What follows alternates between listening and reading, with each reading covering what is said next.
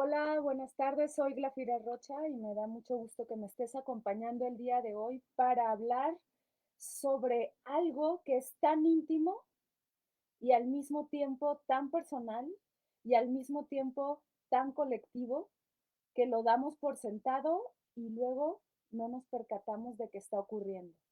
¿De qué estoy hablando?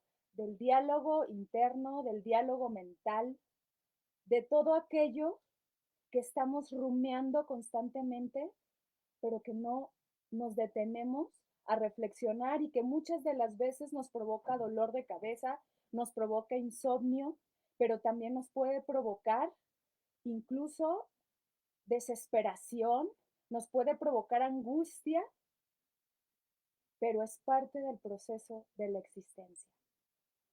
Si no cohabitamos con este discurrir mental que constantemente penetra en cada uno de nosotros, entonces nos perdemos en él, nos perdemos en ese río, en ese flujo de conciencia y lo que estamos haciendo es dejarnos a la deriva como si fuéramos flotando y no tomar las riendas de lo que está sucediendo en nuestro pensamiento.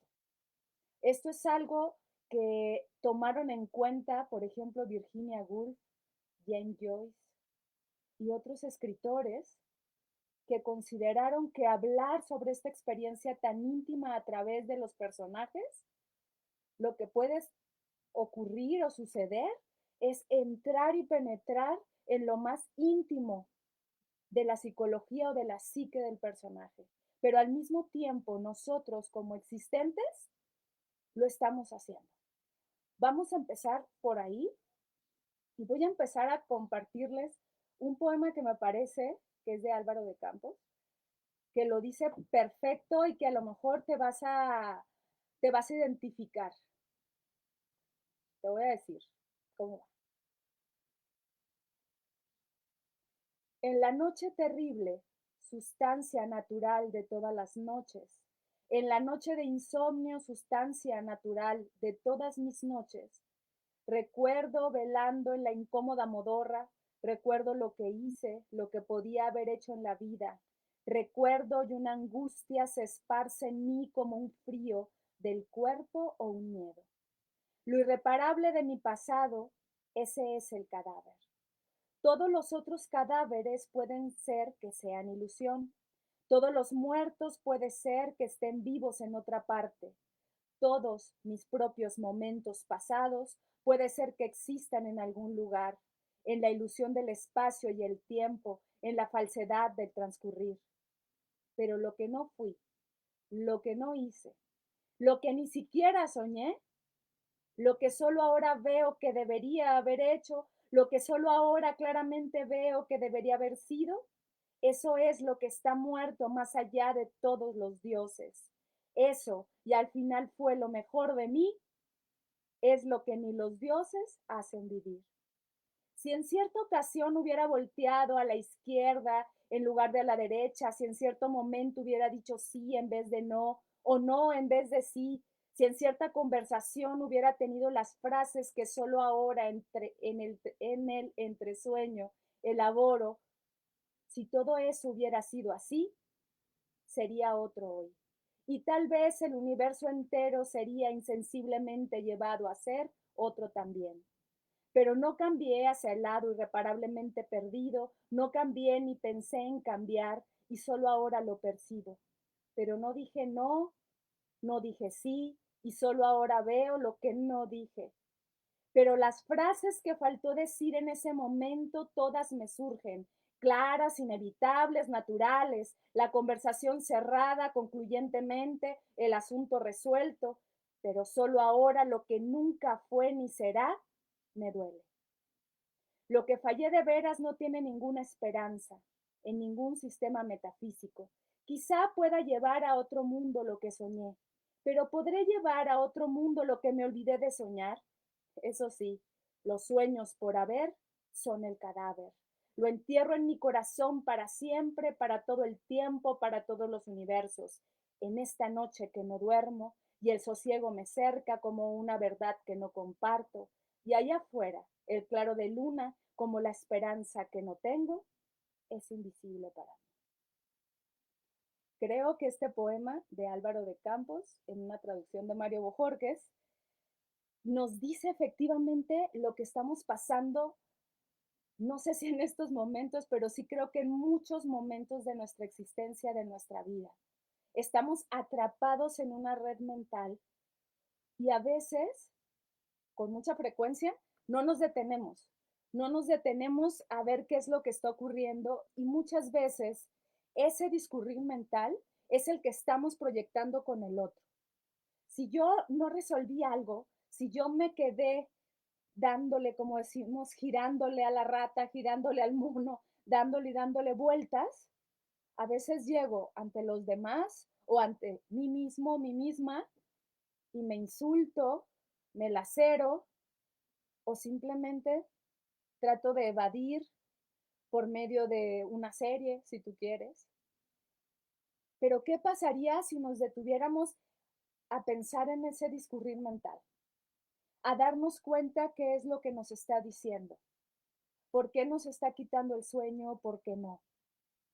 Fíjate, ahorita que ya somos más o menos bastantes, bueno, nos estamos juntando, yo sé todavía, apenas van 6 minutitos y sé que vamos uniéndonos poco a poco, pero bueno, estoy acá con ustedes desde Instagram y también desde Facebook. Entonces estaré, me siento todavía muy extraña, la verdad, porque tengo dos camaritas, la del teléfono y la de la computadora, entonces trato de voltear a las dos a ver qué pasa, ¿no? Entonces trataré de atender también los mensajes. Gracias de veras por acompañarme a todas y a todos para hablar y hacer evidente eso que a veces no nos atrevemos a decirle a los demás, porque no saben qué historias nos estamos contando acá, no saben qué universos estamos destruyendo o qué universos estamos reconstruyendo internamente, pero que de aquí a la acción falta muchísimo, muchísimo. Este discurrir mental a veces, como te decía, puede perturbarme, pero a veces puede ser mi aliado. Nuevamente, gracias por acompañarme, a María Elena, a mi tía Maru Martín, a Lu, que anda por aquí, Marcos, que es el primero, eh, ¿quién más? Discurrimientos, me dice mi amigo Juan Pau. Eh, gracias a Taciturna. La semana pasada la extrañé, pero aquí anda. Gracias, Juan de Jesús López, que nos está saludando desde Villahermosa. María del Carmen nos dice, gracias María del Carmen, dice que le encanta mi outfit. Y me puse esta, de veras, siempre que me pongo algo es con conciencia, sobre todo porque esta es la reina, la que se preguntaba ante el espejo, espejito, espejito, ¿quién es la más bella de este lugar? Cuando nosotros hablamos en algunas sesiones sobre sobre todo las personificaciones, no he oído el nombre, sobre las personificaciones, en este sentido, este cuento de Blancanieves lo que nos habla es de cómo esta reina se hablaba para sí misma y la personificación era el espejo. ¿Cuántas veces no nos hemos preguntado frente al espejo muchísimas cosas y a veces ese objeto es como la proyección o lo que nosotros creemos que nos puede responder? Entonces es maravilloso que en este cuento que es infantil ya se ve ahí de alguna manera simbolizado el discurrir mental. Yo me imagino que, aunque fue un cuento popular o que se dispersó pues a través como una leyenda y luego se llevó a un cuento con los hermanos Grimm, lo que pasaba era un discurrir mental. Claro, ahí no, nosotros no tenemos un diálogo con el espejo tal cual porque no nos está respondiendo, o quién sabe, a veces puede ser que sí. Y en este caso, al personificarlo, era eso. Espejito, espejito, ¿quién es la más bella del mundo? O todo lo contrario, ¿eh? Cuando podemos vernos frente al espejo e insultarnos de alguna manera, significa, o criticarnos, ya ni siquiera insultarnos, o sea, vernos y decir, ¡ay, qué jodidón me veo hoy!, ¿no? O sea, o si traigo un granito o no traigo un granito, o cosas así. El espejo es un gran interlocutor. Uno, porque sabemos que es silente, y dos, porque de alguna manera estamos nosotros observándonos en él. Pero psicológicamente, una de las personas que primero se dio cuenta que dentro de la psicología era importante y necesario observar el discurrir mental, sí fue Freud, por supuesto, pero el que más lo estudió fue William, déjenme decir bien el nombre, ah, ya, William James. Es que como también hablo de James Joyce en este programa, me los confundo. Pero William James lo que nos dice es que ese discurrir mental, vamos primero a observarlo. Creo que todos aquí en algún momento se han percatado que tienen una voz interna que es la suya y que dialoga constantemente. Parecería como si tuviéramos una obra de teatro interna que está hablando con nosotros de manera frecuente y que muchas veces se separa incluso de nosotros como si estuviera disociándose o a veces como si estuviera escindiéndose de la realidad y tenemos este diálogo constante. Hay personas, por si no se han fijado, o no sé si ustedes lo han hecho, pero yo me imagino que yo lo he hecho algunas veces y no me he percatado de ello, que vas hablando sola o solo en la calle y que de pronto la gente va así como moviendo la boca y luego yo me he sorprendido como moviendo la boca y digo, está saliendo mi discurrir mental, o sea, casi estoy enunciándolo así en voz alta. O de pronto estás pensando en algo no sé, discusión familiar o reunión con amigos y dices una estupidez tal cual. Ah, no sé, sí, la comida no estuvo buena. Y te quedas así como, ups, dije lo que pensé, se me salió lo que pensé. Eso es no tener de alguna manera conciencia de lo que estamos recibiendo a través del discurrir mental, que también se le puede llamar flujo mental, río de conciencia, eh, conciencia mental. Déjenme ver porque anoté bastantes. Los nombramos de muchas maneras. Monólogo interior, corriente mental, discurrir mental, introspección, también le decimos. Sin embargo, no son sinónimos. Podemos creer que son sinónimos, pero no. Voy a ver si nos alcanza el tiempo para poder notar esas breves diferencias. Pero me regreso un poco para hablarles de William James.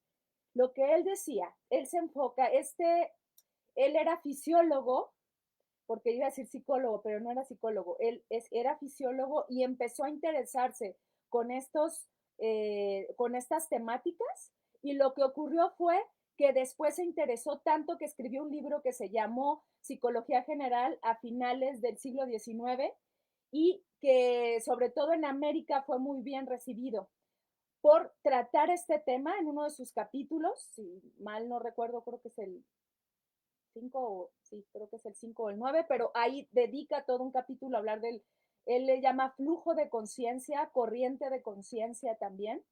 Y lo que él dice es que esta conciencia, estos pensamientos parecería que nosotros están como flotando, pero que no están dispersos ni separados. Fíjate bien en esto.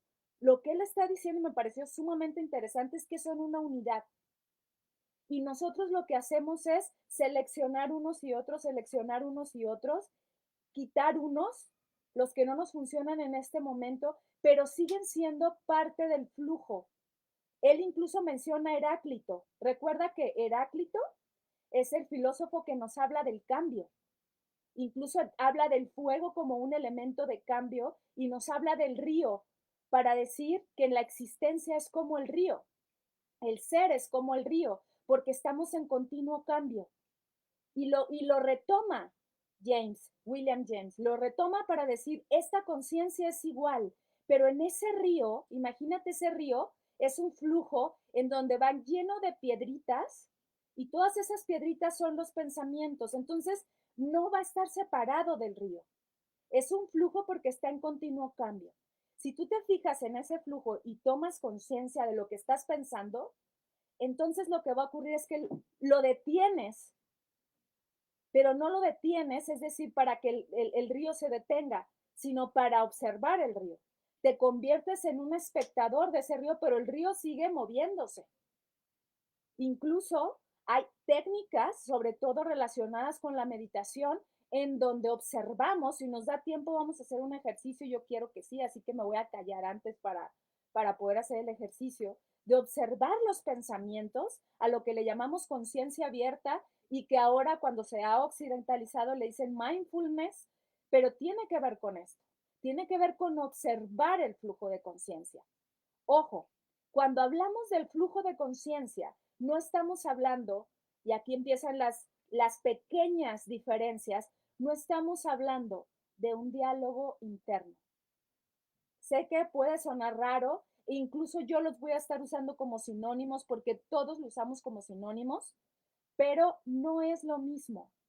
Porque si te fijas en el flujo de conciencia, en los diálogos, no hay un ordenamiento. Diría Aristóteles, no hay una lógica y no hay verosimilitud.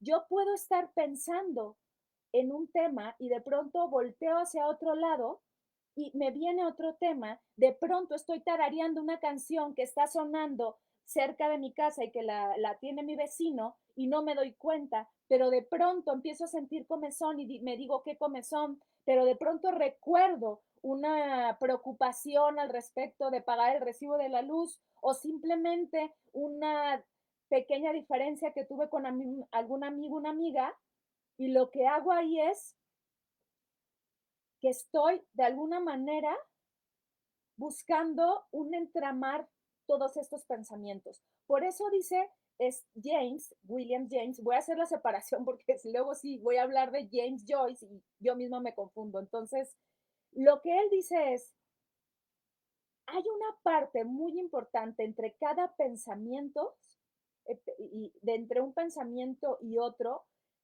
que él le llama el fringe, que es como la ruptura, pero al mismo tiempo es como una fractura entre un pensamiento y otro, pero al mismo tiempo es una unión. Y esa es la lógica que nosotros buscamos. Incluso en los sueños es muy común que se dé esto. Pero nosotros cuando lo vamos a articular, en alguna otra sesión te lo comenté, esto viene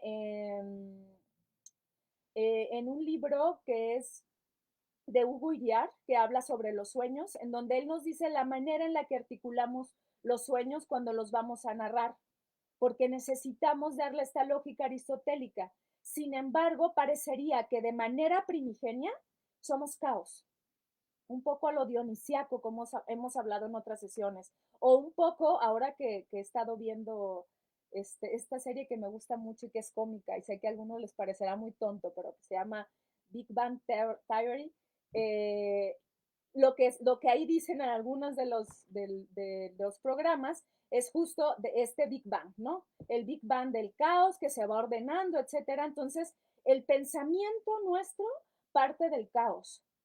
Curiosamente, entra lo apolíneo, como lo hemos dicho en otra sesión, y empieza a ser un ordenamiento, principio, medio, fin.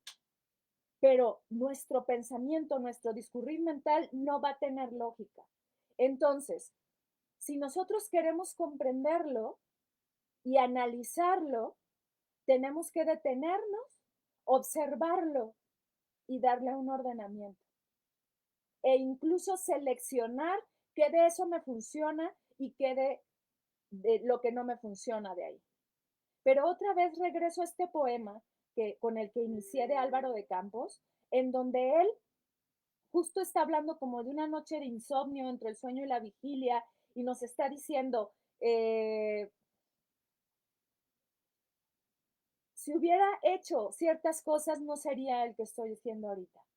¿Y eso cuántas veces no nos lo hemos preguntado en el discurrir mental? Muchísimas. Ahora, si queremos detenernos en el discurrir mental, va a ser necesario que tomemos en cuenta varias cosas. ¿Ok?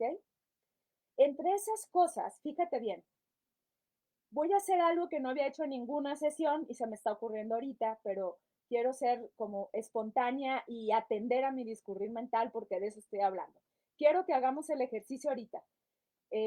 No somos tantos como los acostumbrados, pero creo que lo podemos hacer. Somos alrededor ahorita como de 40, entre los de Instagram y Facebook, 40, 45, pero y creo que lo podemos hacer, ¿ok?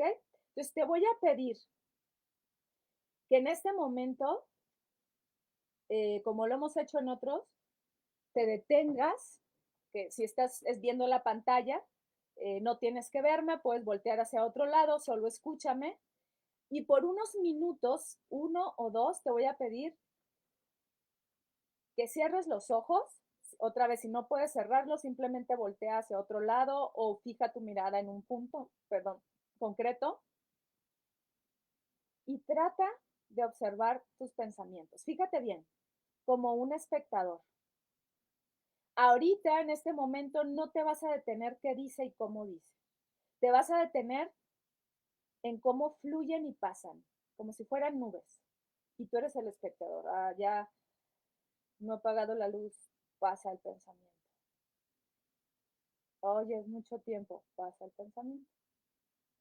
Si tú dijeras, tengo que pagar el recibo de la luz, ay, es que no lo voy a pagar, no lo he pagado, me la van a cortar y si me lo cortan, de inmediato te enganchaste al pensamiento, pero no pasa nada.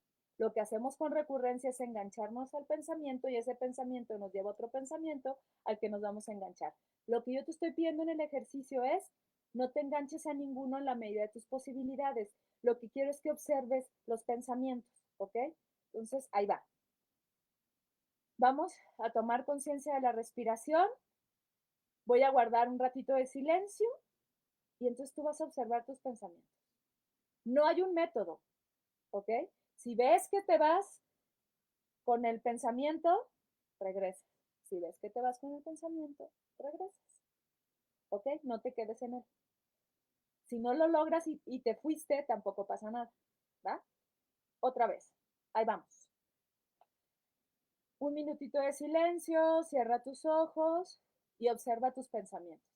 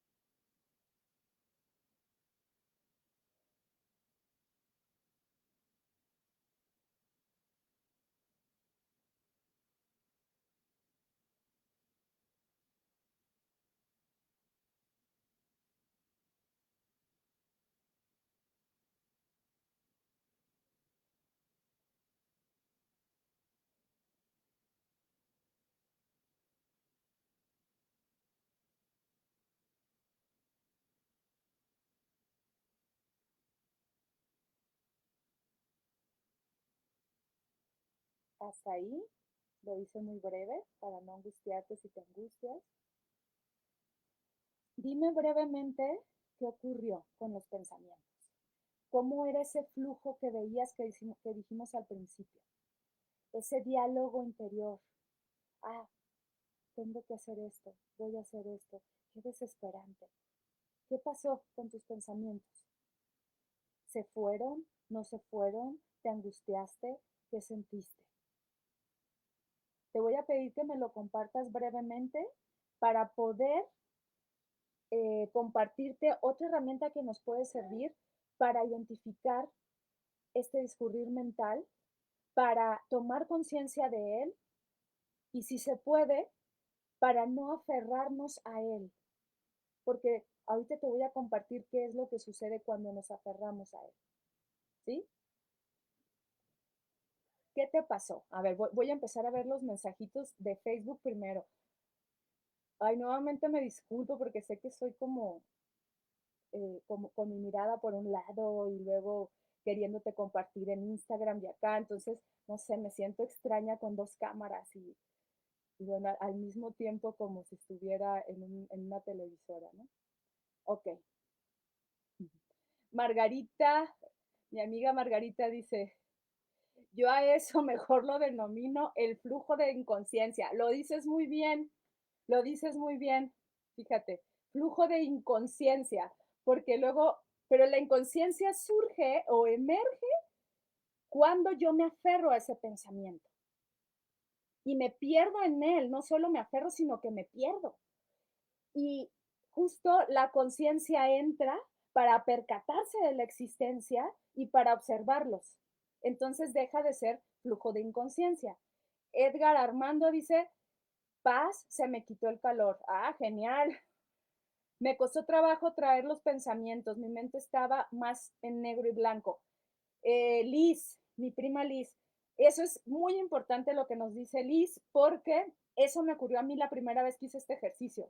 Cuando quise ver los pensamientos, se fueron, no sé a dónde se fueron. O sea, así como, a ver, perdón, pero yo quería verlos ahora que quiero ser consciente de verlos. Y lo que ocurrió fue que se esfumaron. Pero esto justo es importante porque lo que estás haciendo es que al tomar conciencia de ellos, es como si se escondieran, ¿sabes? Como se te esconden porque siguen su flujo, entonces no te estás aferrando a ninguno.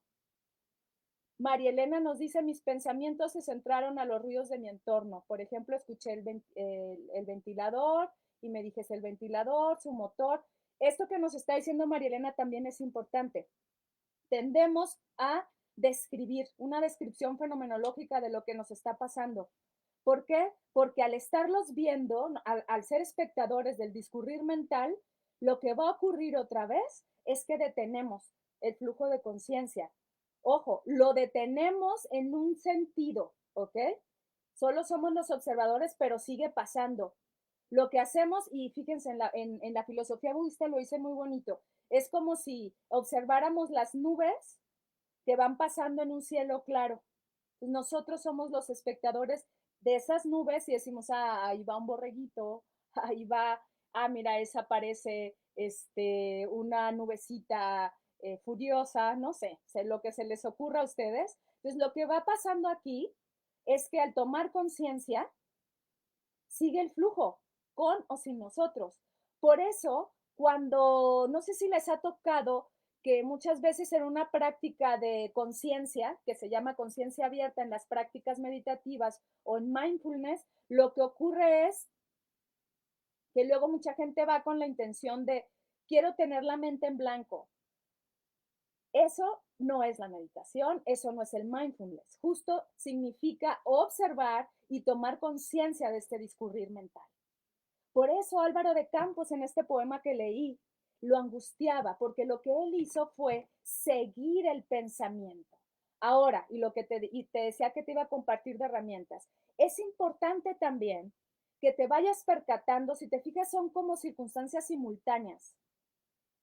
Uno, no solo el contenido del pensamiento. Número dos, yo te diría, si eres muy visual, ¿qué color tenía ese pensamiento? Número tres, si tenía algún sonido. A veces los pensamientos no necesariamente son lenguajes que van ahí. Si te fijas, no son palabras las que viste que iban de un lado para otro, son imágenes.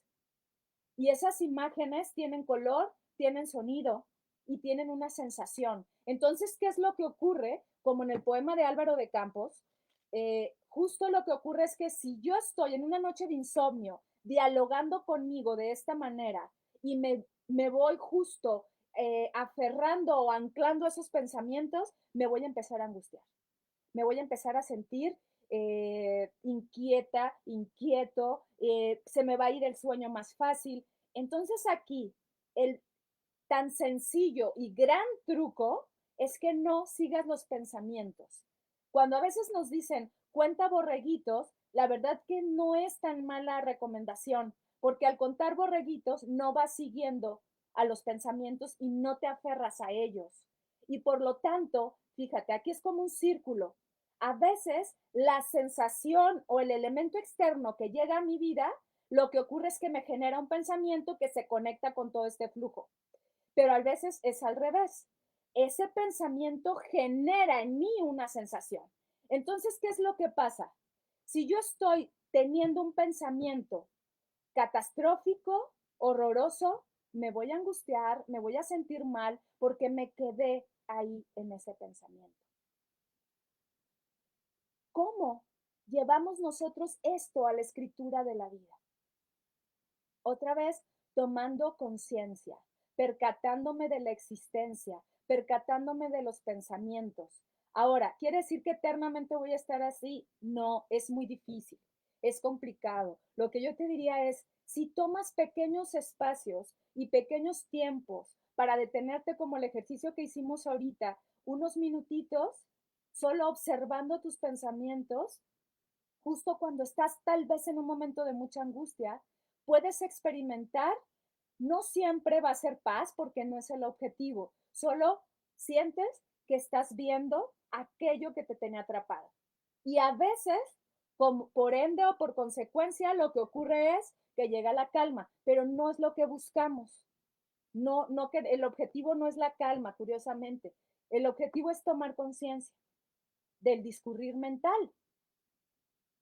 Ahora, si lo queremos hacer desde un punto más literario, por ejemplo, este punto literario lo observa muy bien, fíjense, viene en un libro que es un estudio de justo del flujo de conciencia, pero a través de la literatura, y esta es otra metodología. Si te fijas, lo que te pedí en este momento fue tomar conciencia para observar el discurrir mental, no atraparme en él y por lo tanto no generar sensaciones de relación. En el caso de la literatura es al revés. Sin embargo, son herramientas válidas ambas, porque en el caso de la literatura, lo que estás haciendo es dialogar con eso que está pasando y podemos entrar más allá de una de toma de conciencia, estamos entrando en una parte analítica.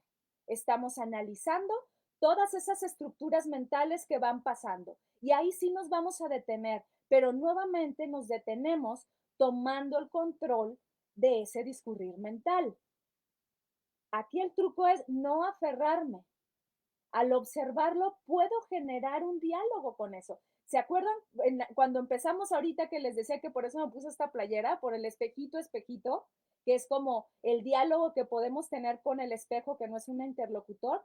Ok, acá lo que vamos a hacer o lo que se hace en la literatura es el diálogo, pero consciente.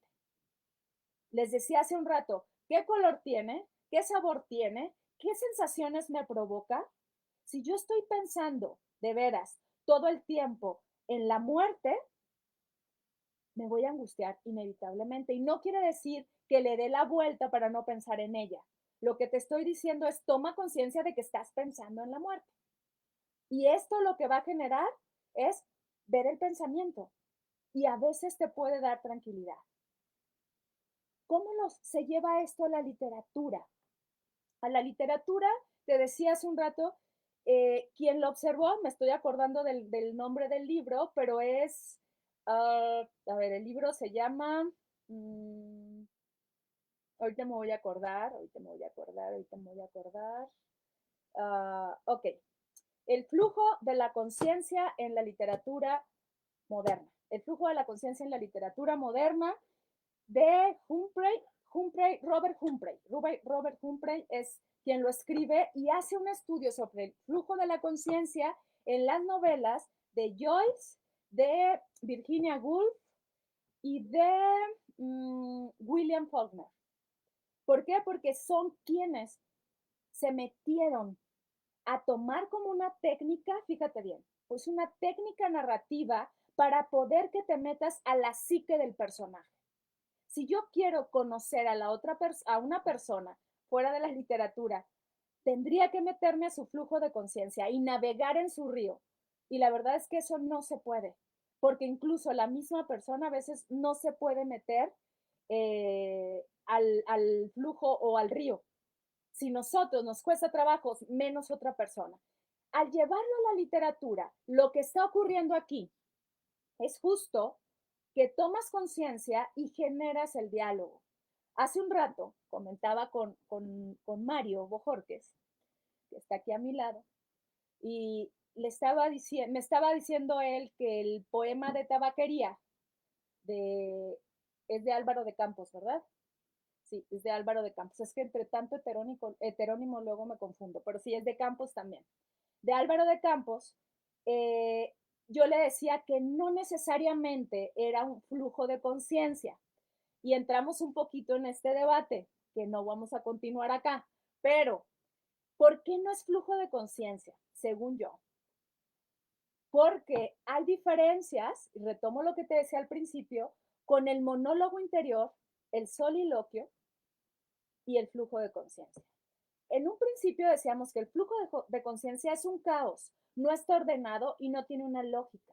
Entonces voy a tomar temáticas de un lado y de otro y de acuerdo a cómo yo vaya seleccionándolo, ya sea desde una condición externa que me afecta o cómo yo a través de otro pensamiento puedo afectar a la realidad o a lo externo. ¿Ok?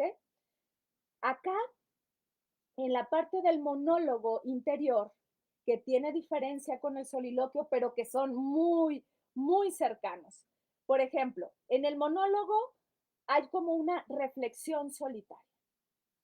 Esto un poco acá, lo que te decía, pero no tanto. No hay una personificación, no estoy dialogando conmigo. Es más una reflexión interna a lo que yo estoy haciendo. Entonces, a veces a ese monólogo interior se le llama el monólogo interior polifónico. ¿Por qué polifónico? Porque tiene varias voces. Y lo que ocurre ahí después es que yo empiezo a dialogar con todas estas voces y entonces parecería que ahí lo que estoy haciendo es un soliloquio porque estoy dialogando con esas voces aunque todas me pertenecen. Están muy pegaditos y por eso los podemos usar de manera indistinta o de manera sinonímica. Tienen como esa pequeña línea. El monólogo es más una reflexión donde no necesariamente se genera un diálogo, es más una reflexión que creo que es lo que puede estar haciendo Álvaro de Campos. Y en el caso del soliloquio, sí es un diálogo conmigo mismo, pero yo puedo, más a la manera de la reina, de Blancanieves, hacer un diálogo con el espejo, aunque yo sé que el espejo no me va a contestar, pero sé que de alguna manera estoy interviniendo con una ida y venida. El que lo hace muy bien, que es quien queda registrado, pero ya sabes que te dejo las referencias justo para, eh, para que luego tú acudas a estos libros con mayor detalle, porque no tenemos mucho tiempo, ya casi llevo 40 minutos. Entonces, te decía es Joyce, James Joyce, porque luego estaba hablando de William James, entonces yo me confundo con eso. Para mí, él lo que hace es tener un diálogo más desde el flujo de conciencia. Es muy complicado, la verdad, llevarlo a la literatura. Número uno, porque es cansado. Es cansado, si es cansado para nosotros llevar nuestro propio discurrir mental y a veces decimos, ya, por favor, o sea, que se calle, que se calle. ¿Quién? Yo. Y por eso a veces decimos, prefiero tener la mente en blanco. Ups, ya dijimos, no se puede, pero sí podemos, lo más que podamos, hacer el ejercicio del observador, verme, ver los pensamientos y a lo mejor ahí se genera un espacio y un descanso en el que yo puedo reposar mientras observo. ¿Ok? Y por eso nos puede generar paz mental, o como nos dice Vivi, dice, yo tenía como un montón de pensamientos, en algunos me angustiaba, incluso tuve que decirme tranquis, tranquis, y fluía y pasaba a otro pensamiento, luego eran como fotogramas, como imágenes muy rápidas. Ok, aquí yo te diría, Vivi, ¿lo viste? Y eso es lo que importa, tomaste conciencia de eso. Si te angustiaba, tomaste conciencia de la angustia. Si tú misma te decías tranquis, tranquis, entraste en un soliloquio en donde había esta polifonía, estas voces donde una te tranquiliza, otra es la que va en friega, y entonces aquí se genera ese soliloquio.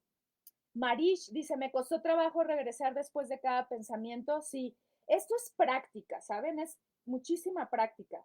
Y cuando digo práctica, no es durar horas sentado, si lo puedes hacer, genial, pero si no es en el día a día, me detengo un minuto, tomo conciencia, descanso. Yo le llamo descanso porque para mí es un descanso así como O como dice mi amiga Lidia Jarquín, que está acá en Instagram, y me dice, te vas como perro al palo, porque hace días yo puse un post de un maestro de filosofía budista donde dice que el pensamiento es como un perro que le tiras un palo y ahí vas detrás de él, ¿no? Entonces, justo es eso, lo que les estaba diciendo al principio. Eh, a ver, ok. Estoy leyendo algunos de los comentarios para que nos ilustren un poquito más, pero fíjense, voy a leer lo que nos dice Joyce en el Ulises, que para mí es más flujo de conciencia, aunque les decía, es un algo cansino, algo que te puede agobiar, y dentro de la literatura, la verdad, yo prefiero no un libro completo, sino fragmentos, que es lo que hace él, no del todo. Virginia Woolf lo hace también justo contando una historia a través de meternos a la psique del personaje, porque eso es lo que se trata de hacer esto. Con esta técnica, lo que yo estoy haciendo es entrar a la psique del personaje, justo, y entenderlo desde otra manera. Pero si yo entro a mi propia psique, si yo entro a mi escurrir mental, te vas a entender mejor. Vas a saber en qué momento estás. Si tus pensamientos son, por ejemplo, voy a decir una broma de una persona que escuché de una persona que le preguntaban a un chico, pero tú en qué piensas casi todo el día o algo así, y él era un niño joven, ¿no? Entonces decía, pues yo lo que hago es, eh, yo pienso en Doritos, ¿no? Entonces era como muy gracioso porque eso es lo que estaba hablando de él, o sea, él pensaba en Doritos, o sea, a lo mejor tenía hambre, a lo mejor no sabemos qué le pasaba, pero él pensaba en Doritos. Ahora, si tú examinas que estás pensando en Doritos, yo te diría, ok, toma conciencia, en una de esas vas y te compras unos Doritos, o en una de esas dices, ups, creo que estoy comiendo muy mal, o no lo sé, porque esos pensamientos recurrentes son los que te están diciendo en dónde estás, qué estás observando, dónde te estás situando y qué es lo que quieres en la vida. Entonces, por eso creo que vale la pena hacer este ejercicio, ¿eh? Pero voy con Joyce. Es el capítulo 8 y dice, roca de piña, limón escarchado, caramelos blandos, una niña pegajosa de azúcar paleando cucharadotas de helado para un hermano de las escuelas cristianas. Algún convite escolar, malo para sus barriguitas, proveedores de confites y caramelos para su majestad el rey. Dios salve a nuestro sentado en su trono, chupando yuyubas rojas hasta dejarlas blancas. Un sombrío joven de la eh, YMCA, vigilante entre los dulces humos tibios de Graham Lemon, le puso un prospecto en la mano al señor Bloom. Conversaciones de corazón a corazón. Blue, yo, no, Blue of the Lamb, sangre de cordero. Sus lentos pies le transportaron hacia el río leyendo. ¿Está salvado? Todos están lavados en la sangre del cordero. Dios quiere víctimas en sangre, nacimiento, himeneo, martirio, guerra, fundación de un edificio, sacrificio, ofrecimiento de riñón quemado, altares de los druidas. Elías viene. El doctor John Alexander Dowie, restaurador de la iglesia en Sion, viene. Viene, viene, viene, todos cordialmente bienvenidos. Un juego que da dinero. Torri y Alexander el año pasado, poligamia, su mujer acabará en ese asunto. ¿Dónde estaba aquel anuncio de una empresa de Birkman, el crucifijo luminoso, nuestro Salvador? A ver, ¿no pensamos así muchas veces? Por eso creo que lo rescata muy bien. Y fíjense, me acordé mientras lo leía, a ver si Mario me lo consigue ahorita, de un poema de él, que creo que se llama, es la Teenager Witch, Mario, que habla así, ¿verdad? Más o menos. Bueno, a ver si me lo presta y si nos da tiempo lo leo, porque es un poema que habla sobre una persona que está en un bar. Entonces es muy divertido porque vas viendo en imágenes todo esto, pero es como un discurrir mental y al mismo tiempo una embriaguez, una borrachera y todo lo que va ocurriendo ahí. Entonces acá, si te fijas, esto es lo que podemos hacer constantemente. Ahora, si leemos una novela así, con todo este discurrir mental, sí es cansado, por eso no creo que sea una novela que se lea así, me voy a sentar en un café y la voy a leer, la verdad es que no, pero sí la puedes ir leyendo a cachitos mientras lees otras cosas. A mí me gusta leer así, descanso, yo le llamo descanso de un tema, tomo otro y luego voy retomando. Entonces lo que hago es que cuando tengo una novela así, no porque no me interese, sino porque aquí hay una búsqueda técnica y esto es lo interesante de la novela. ¿Ok? ¿Cómo podemos adentrarnos así en el personaje? ¿Qué es lo que está viendo? Pues yo lo estoy viendo cómo va seleccionando cada uno de sus pensamientos. Ahora si me cambio a Virginia Woolf, por ejemplo, en Las olas, lo que hace Virginia Woolf es algo más sutil y también habla de un carácter que puede estar relacionado con otro tiempo, aunque más o menos Virginia Woolf ya leía a Joyce, están relacionados y están haciendo una búsqueda parecida, pero como dice Virginia Woolf en su biografía, bueno, en algunas de sus biografías, esta es una que yo leí hace poquito, hace como un mes, no, un poco más, que me parece que está completa, digerible, también te la voy a dejar en las referencias, pero ella habla un tanto de cómo llega a estos procesos de discurrir mental, donde hablan de sus propias inquietudes hacia el mundo. Para ella la literatura es lo que refleja es tu visión del mundo. Entonces, ¿qué mejor manera de reflejar la visión del personaje, pero al mismo tiempo la visión que ella tiene sobre el mundo? Entonces es como un metadiscurso muy interesante lo que ella hace. Sin embargo, su discurrir mental o su flujo mental es mucho más estructurado, tiene una lógica diferente. No es como la de Joyce, que Joyce sí va más al discurrir mental. Ella lo hace, pero más pegadito al monólogo interior. ¿Ok? Entonces, ¿qué es lo que nos dice ella? A ver, seleccioné una partecita. Dice, sí, es el momento propicio. Me siento inspirado. Ahora podré escribir de un tirón la carta que he comenzado tantas veces. Ahora podré escribir de un tirón la carta que he comenzado tantas veces. Acabo de entrar. Me he despojado de mi sobre todo y mi bastón y escribo lo primero que acude a mi cabeza sin preocuparme siquiera de enderezar el papel.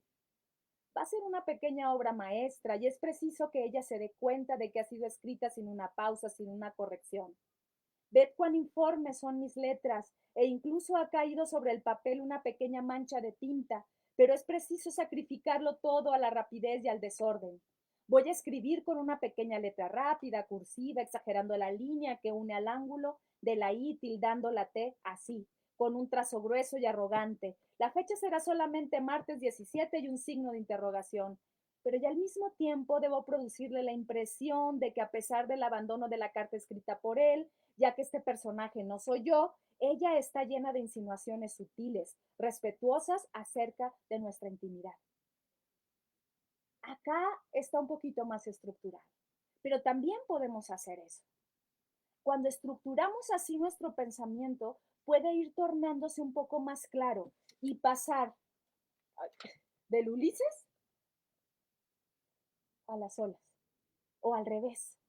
A veces hay momentos en que no hay un hilo conductor, pero eso es lo que se busca, para justamente buscar eh, el universo de lo psíquico del personaje, pero al mismo tiempo cuando leemos a Virginia Woolf, estamos entrando al universo psíquico de ella, a todo lo que ella estaba viviendo, a sus preocupaciones. Recordemos que hay bueno, en algunas de sus biografías se dice que ella tenía una especie de bipolaridad, está como psicodiagnosticada, sí, pero con el tiempo, la verdad, yo no etiquetaría de esa manera, simplemente porque no estoy de acuerdo con ello, pero es un referente que nos puede funcionar para poder entender estos altibajos anímicos que ella tenía. Entonces, en sus diarios lo que podemos encontrar son grandes parrafadas de flujo mental en donde ella está con estos picos anímicos y que muchas veces también son reflejados en sus novelas.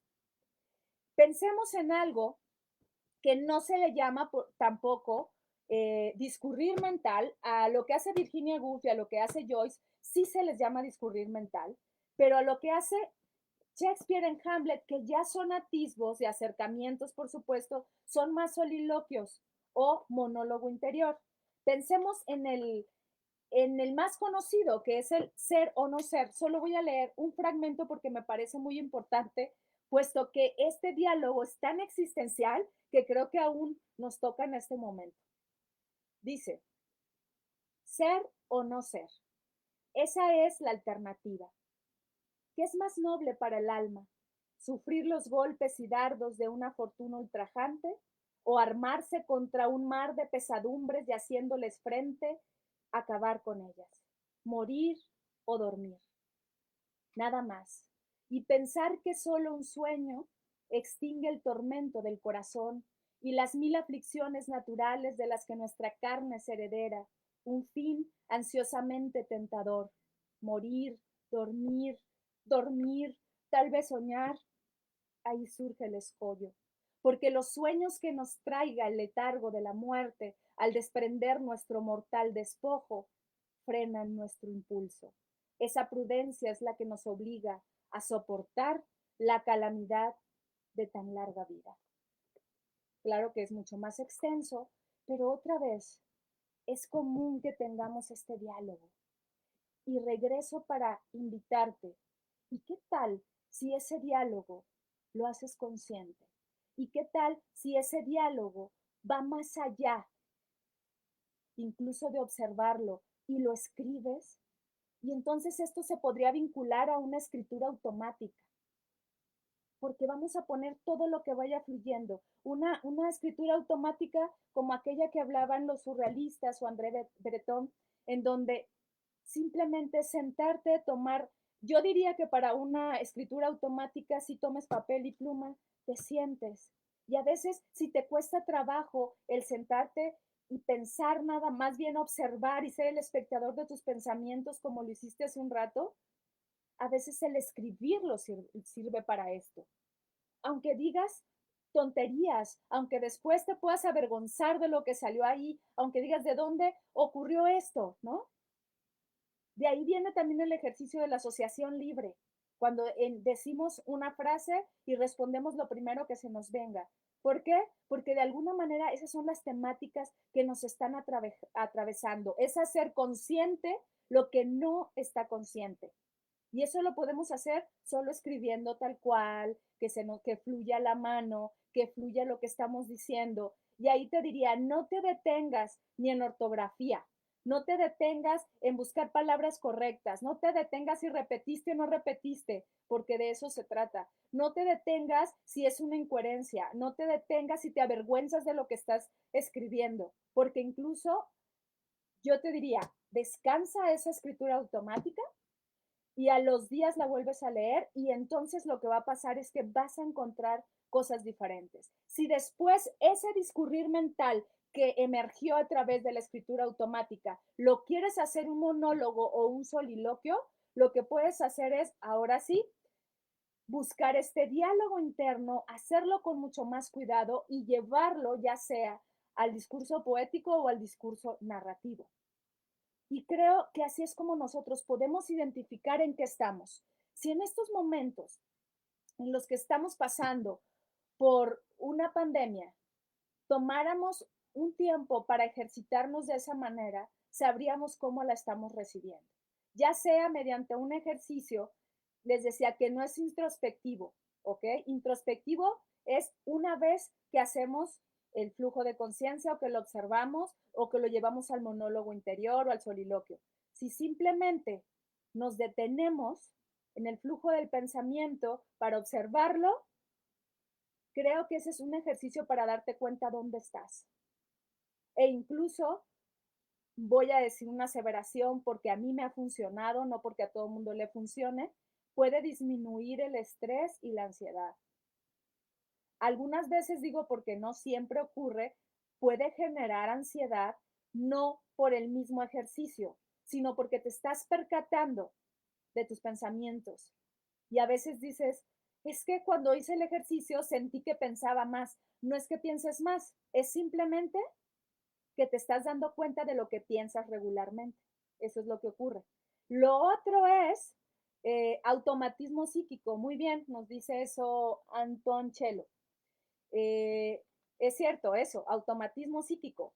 O agarrar como una escritura automática, que la dejes fluir, a ver qué va surgiendo, a ver qué va surgiendo, y después a los días lo lees, y eso te puede funcionar también para saber dónde estás y cómo estás recibiendo lo que está pasando en este momento o en alguna circunstancia de tu vida. Nos quedan 5 minutos y me gustaría saber si tienes dudas, si quieres compartirme más sobre el ejercicio, si quieres escribir unos garabateos de escritura automática en estos espacios. Entonces, el ejercicio que yo te propongo para toda esta semana, ya sabes que me lo puedes compartir, me lo puedes enviar inbox por Facebook o un mensajito por Instagram, es que me compartas justo si hiciste una escritura automática, por ejemplo, o igual si la quisiste ordenar y llegó a ser un monólogo o un soliloquio, y si tú me lo permites, yo lo puedo leer a la siguiente sesión. Agradezco a quienes me han mandado últimamente ejercicios. No me he dado el tiempo de leerlos porque creo que los temas que he elegido son muy amplios y yo quiero todo el tiempo compartir todo. Ya dije, a veces soy como muy atascada o ambiciosa, no sé cómo decirle, pero quiero como soltar todo de un jalón y a veces no se puede. Eh, Mario Bojorques hizo un comentario, así que lo voy a leer. Es la primera vez que nos comenta. Dice, Álvaro de Campos habla en la cabeza de Fernando Pessoa al mismo tiempo que hablan otros y también el propio Fernando. Se trata de un monólogo dramático. Claro, tienes razón. Mario es estudioso de Pessoa, es traductor, así que él es quien más sabe, creo, sobre este tema, pero creo que nos habla de lo que se llama el drama en gente, ¿verdad, Mario? Sí, es el drama en gente, es todo el drama que traemos aquí, creo que al igual que Pessoa, solo que él lo hacía a través de sus heterónimos, y nosotros simplemente nos peleamos, discutimos, incluso si tú te quieres dar chance de dialogar de esa manera, vas a encontrar que hay personajes dentro, así, en el discurrir mental, que son tus aliados y que otros no lo son. Entonces, creo que Pessoa, no sé si sufría mucho, se divertía mucho o las dos cosas. Eh, Cintia me pregunta, dice, ¿el flujo de conciencia es ver o contemplar los pensamientos? No, ese es el ejercicio. El flujo de conciencia son los mismos pensamientos que están pasando de manera cambiante. Todo ese montón de pensamientos, imágenes, sensaciones que están justo como un contenido mental, ese es el flujo de conciencia.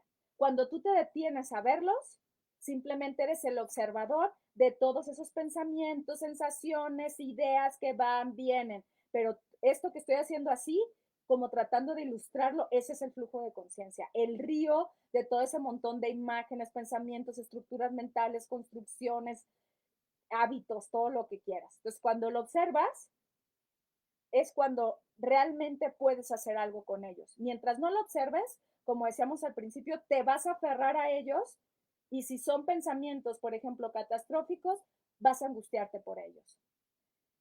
Nos dice Lupita Castillo, saludos Lupita, dice, yo también así leo, me dice taciturna de forma dispersa, búsquedas de retóricas, técnicas. Fíjate que justo taciturna, yo no le llamaría forma dispersa. Entiendo lo que me quieres decir, pero yo a veces le llamo como forma de justo lo que hacemos con el pensamiento, o sea, movernos de una temática a otra, pero si tú lo haces, te darás cuenta que cuando estás en un tema, estás en el tema, y cuando estás en otro tema, estás en el otro tema, justo porque a veces no podemos tener esta capacidad de pensamiento simultáneo, aunque a veces sí.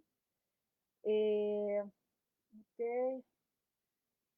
Sí, habría discurrir mental en la insoportable levedad del ser de Kundera. Me suena así como la novela de Virginia, una novela ensayo. Sí, claro, claro que sí, hay fragmentos incluso a veces tienen un tono ensayístico. Entonces tendría que revisarlo otra vez porque la leí hace tiempo, pero según recuerdo, sí hay discurrir mental, pero con una sensación más de reflexión. ¿Ok? Déjame revisarlo como para ver si no se va más al monólogo interior o como le llaman monólogo interior polifónico. ¿Ok? Eh, Romeo dice, Descartes propone, puedes dudar de todo menos de estar dudando. ¿Quién sabe, sabes? ¿Quién sabe? Entonces el pensamiento puede hallar su reflejo, su identidad, el pensamiento se hace consciente de sí. Sí, exacto. Yo diría que es como un juego de espejos, un poco como un texto que escribe Elizondo, donde nos dice, escribo que escribo, mientras escribo, me observo que escribo. Yo creo más en eso. Y ya se nos acabó el tiempo, ya son las 7. Eh, Dice Margarita, ¿qué sucede con el ejercicio? Ok. Eh, con el de revisar, corregir, armar. Muere. Sería, ok, ¿qué sucede con el ejercicio? No sé si te refieres, Margarita, si quieres luego me lo mandas en un mensaje, porque ya se nos va el tiempo, pero si te refieres al ejercicio que hicimos ahorita o el ejercicio de la escritura automática, eso no me queda claro, pero tú y yo lo podemos dialogar si quieres, más en lo corto. Gracias por acompañarme. Nos vemos la próxima semana para hablar sobre si la imaginación es mi aliada o mi enemiga. Gracias por acompañarme como siempre. Bye.